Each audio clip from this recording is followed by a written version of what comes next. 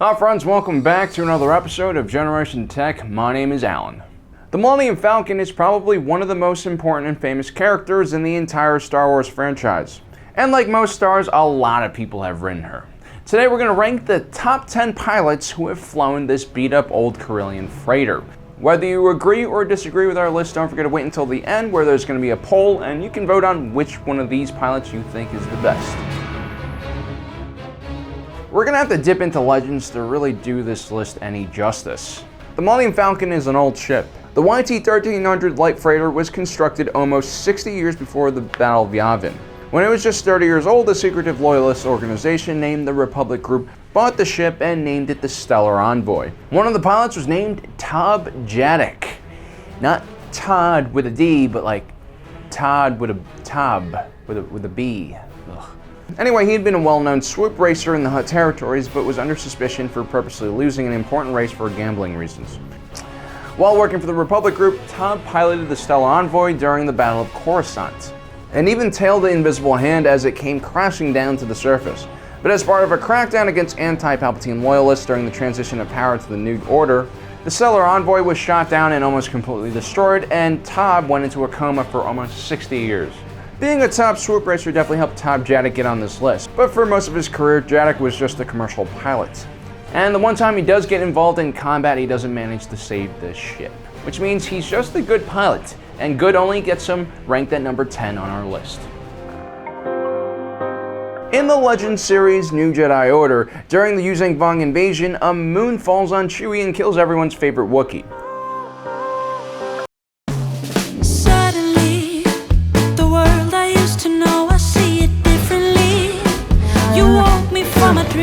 Take care of yourself, okay? Baby, you are really hurting me. Okay. 'Cause every time you tell me I look good and that I'm doing fine, but nothing ever changes. And now I see, baby, you are hurting me. I'm alright. It was probably one of the most hated things to ever happen in Legends. Besides Luke's great-great-great-grandson and Death Stick addict, Cade Skywalker. Anyway, we did get one positive thing out of Chewie's death, and that was Droma. His people were nomadic and rightfully stigmatized by the Empire as liars, thieves, practitioners of black magic, and baby eaters. Luckily, they faced discrimination in many parts of the galaxy, and it was even legal to enslave them and hunt them in certain areas. Which I guess means it's okay to eat them? But guys, in all seriousness, eating other sentient beings is a type of cannibalism. And if you really do have to do it, like it's a power thing for you, well, just make sure their chemical construct and biology is compatible with our own. Because if you can't digest the proteins from their body, you might as well be eating plastic or like a gas station bacon, egg, and cheese sandwich. Both of which don't dissolve in your stool, by the way. So Droma's people, the Rin, were hardy and tough survivors and potentially edible, not really sure. And they were also able to improvise on the run, which was especially important because the Millennium Falcon is actually held together by Wookiee hair and bubblegum. While Droma mainly served as Han Solo's co-pilot, he did fly the ship on a few occasions himself. Being a lifelong spacer and pilot meant that he was at home in a spacecraft and was more than capable of flying the Falcon. But at the end of the day, he was more of a co-pilot, which is why he's ranked at number 9 on our list. Only the best pilots can really become smugglers. This is because they were oftentimes piloting rust buckets strapped with ill-advised aftermarket improvements and going up against one of the most well-equipped navies in galactic history. You had to be a 1%er to survive an encounter with an Imperial picket ship. And Nien Nunb was definitely a 1%er and a smuggler with a heart of gold. He was also a Solstan, which meant he had great hearing, great night vision, great peripheral vision, and if you poked him in the right spot, he would make this really cute giggling noise. He was also involved in the rebellion pretty early on and had helped Princess Leia rescue the Alderaanian diaspora on Solstan by picking them up on his ship, the Melcrawler. Nien Nunb would famously go on to co-pilot the Millennium Falcon alongside his old friend Lando Calrissian. Together they would share credit for destroying the second Death Star along with Wedge Antilles. Being a smuggler definitely allowed Nien Nunb to feel at home behind the controls of another modified freighter. It's also quite impressive that the Solstan would later become an X-Wing pilot in the Resistance. It shows that he was able to adapt his piloting skills to different situations. But perhaps what's more impressive is that he survived the Galactic Civil War and the destruction of the second Death Star, Starkiller Base, and the Disney takeover. He even managed to outlive good old Han, who, by the way, survived being stabbed in the chest but later died of disappointment when he saw his emo son's incredibly high and uncool pants. Which somehow leads me to ranking Nien Nunb at number 8 on our list. Long before Lando flew with Nien Nunb, he had another co-pilot, a small little cute droid starfish named VUFI Ra. Like most things he owned, Lando had one VUFI Ra in a Sabak game. VUFI Ra was a part of a sentient machine race from another galaxy. He was sent by his parents on a fact-finding mission about the species in this galaxy. And right away, I don't trust him. I don't care how cute he is, just wait until you turn his back because he will gut you with his tentacles and then use you as a meat puppet. Hashtag humanity first, hashtag don't trust robots. Or your vacuum cleaners. Don't trust the vacuum cleaners that clean the automated vacuum cleaners. Do not trust them. Because he was relatively new to piloting when the Battle of Nar Shaddaa occurred, he manned the turret and allowed VUFI Ra to pilot his ship. VUFI was different from lesser droids. Not only could he pilot the Falcon by himself, he was actually extremely capable at doing it. You see, VUFI Ra's race of sentient robots were actually designed to fly ships. And because VUFI is a machine, his flying is extremely precise and efficient, but also somewhat predictable. On top of that, VUFI's species are programmed not to hurt sentient beings, which I don't really believe, but if that is true, that makes them a liability in combat. Now we finally get to Lando. Before he made that infamous Death Star 2 run with Wedge Antilles, Lando was just a gambler and playboy businessman. When he won the Millennium Falcon, he hired Han Solo to help teach him how to fly. Lando would become a smuggler for a short period of time and proved to be quite the pilot. But eventually Lando would lose the Falcon and revert to being a gambler. By the time the rebellion called on him to help, he had just enough skill to fly through the narrow superstructure of the second Death Star, and despite being a relatively inexperienced pilot, Lando still ranks high on this list. Because the Millennium Falcon was the first ship he ever flew, all of his piloting habits and skills were developed specifically around flying the Falcon. Also, that stunt he pulled on the Death Star 2 is really impressive. And as a professional gambler and occasional gunslinger, Lando needed to have nerves of steel, which really helped him excel as a pilot. From a young age, Bail Organa made sure that the lively princess was educated in all manners of combat and technical skills on top of her normal schooling. This meant Leia was actually a very capable pilot. She occasionally flew her own missions and served as Han's co-pilot in life and also on the Millennium Falcon. As a matter of fact, she even took over piloting for Han on a few occasions, including when Han gets frozen into carbonite.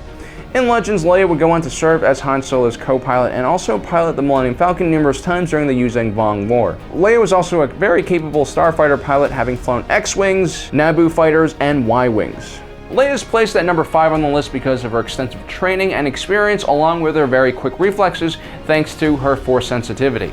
But just like how she never had enough time to train her Jedi skills and to love Kylo Ren and his big-ass goofy ears, Leia also never had time to develop her piloting skills. She was always too busy running a rebellion or too busy keeping the New Republic from falling apart. Had she dedicated more time to becoming a better pilot, she would definitely be higher on this list. Also, if she'd been a better mother to Kylo Ren, he probably wouldn't have started cutting himself. From a young age, Rey dreamed of flying away into space because she lived on one of the worst garbage planets in the entire galaxy, and her parents left her because they didn't love her. This drove her to train hard on an old flight simulator, and by the time she finally got to fly something half-decent, that half-decent ship turned out to be the Millennium Falcon. While it took her a few seconds to get used to the controls, it was obvious that the girl was a natural pilot as she began weaving in and out of derelict Star Destroyers on the planet of Jakku. It's not easy to outmaneuver a TIE fighter in a freighter, but she somehow manages to do so.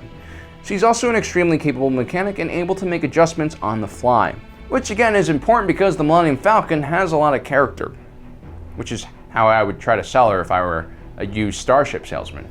Character. Rey's extremely potent Force sensitivity definitely gives her piloting skills a huge boost. She's very much an instinctual pilot. Her reflexes allow her to do things that most normal pilots wouldn't be capable of, but she lacks experience in actual strategy and tactics.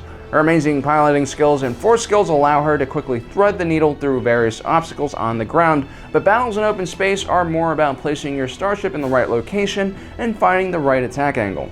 And dogfights, especially the close-range ones we see in Star Wars, are all about controlling the energy and motion of your ship. Something Rey still needs to learn more about, but she definitely has the potential to be the best pilot on this list.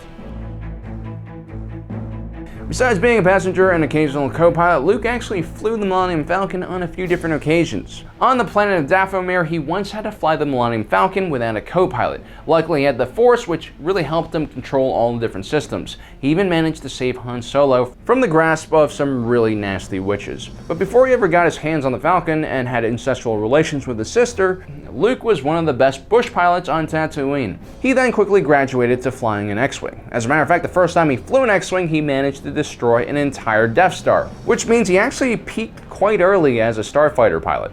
Like Rey, Luke was extremely powerful in the Force. As a matter of fact, he probably had much better control over his powers. Luke was also one of the best starfighter pilots in the entire rebellion, so he had the experience and knowledge to back up his flying skills. Add his superb mechanic skills, and Luke comes in at number 3. If only he knew how to respect the Millennium Falcon a little more. What a piece of junk! No one has served on the Falcon longer than Chewbacca. Although the Wookiee oftentimes served as co-pilot for many different pilots on this list, it doesn't mean he can't pilot. As a matter of fact, I'd argue he's as good as number 1 on this list. That's why Han has no problem letting Chewie pilot the Falcon when they're trying to escape from the Death Star. And let's not forget Chewie's even crazier flight during the Battle of Crate, and then later through those crystal caves beneath the planet. Chewbacca doesn't solely rely on the Millennium Falcon's speed and maneuverability for protection. What he does better than almost anyone else on this list is put his gunners in terrific positions to get rid of tailing starfighters, which arguably is a better strategy than trying to outmaneuver smaller ships and to shoot them with the fixed forward blasters. Chewbacca is second on our list because he's very familiar with the Millennium Falcon. He's also the oldest pilot and the most experienced pilot. Unlike the other starfighter jockeys, Chewie understands that the Millennium Falcon is a freighter and not a starfighter. That means it functions best when everyone is working together as a team and using all the ship's defensive and offensive capabilities together. He's also done enough maintenance on the Falcon for 2 human lifespans. You probably saw this coming, but what makes Han Solo the best pilot of the Millennium Falcon? Well, to start, no one loves the Millennium Falcon more than Han. From the moment he saw Lando piloting this ship, he knew he had to have her. And Han not only loved the ship, he spent decades modifying every inch of the vessel in order to squeeze the most performance out of her. He even once flew to the corporate sector for several months in order to find a mechanic who specialized in tuning hyperdrives. And that's why the Falcon can make 0.5 past light speed. And with a ship as customized and as special as the Falcon, it's extremely important to know about all of its hidden abilities and its many problem areas. It doesn't really matter how good of a pilot you are. If you don't know how to get the hyperdrive motivator started on a ship because it's got a unique design, then you might as well be space scrap. On top of that, Han Solo is an extremely well-rounded pilot. As a matter of fact, he has most of the positive traits all the pilots have on this list. For one, he started his career as a smuggler and flew a variety of jalopies against some impressive Imperial ships. He was known by both his colleagues and employers as the best smuggler in Hutt space. He famously flew the Kessel Run in under 12 parsecs, a run that claimed several following Imperial ships. Han also has background as an Imperial starfighter pilot. He graduated at the top of his class and was a terrific student at the art of dogfighting. As a young man, Han had also been a champion swoop racer on Corellia, and all of his aftermarket additions made him a terrific mechanic. And I'm pretty sure he was a little bit force sensitive. He occasionally shoots people without even looking at them. He once lifted a grown man and threw him several feet through the air, and he also managed to time a hyperspace jump through a planetary shield's refresh rate. And he did all of this as a senior citizen, which doesn't make any sense. That just doesn't happen. When I'm his age, I'm probably going to just sit on my porch and throw eggs at people. And when they come to confront me, I'll pretend to be senile. Remember guys, set your bar low and you won't disappoint yourself. And lastly, Han Solo flies in a very special way. He doesn't just use his gauges, he likes to turn down the inertial dampener so he can feel the G-forces pressing against him and the structure of the ship. Han developed such a close relationship with the Falcon that he knows exactly how hard he could push her. Well guys, that's our ranking of the top 10 pilots of the Millennium Falcon. Let me know what you think by voting in our poll. Unfortunately, the poll can only have 5 people in it, so sorry if your pilot isn't on this list. You can comment down below if you feel like I'm missing someone. And in a couple days, I'll take the results of that poll and I'll put it on Facebook. Also, don't forget to subscribe and hit that notification button so you don't miss out on the rest of our Han Solo coverage. We're preparing for the new Solo Star Wars story, and we're going to be doing a lot of coverage about that movie and the backstory. Well, guys, thanks for joining us today. If you're watching this, you are Generation Tech.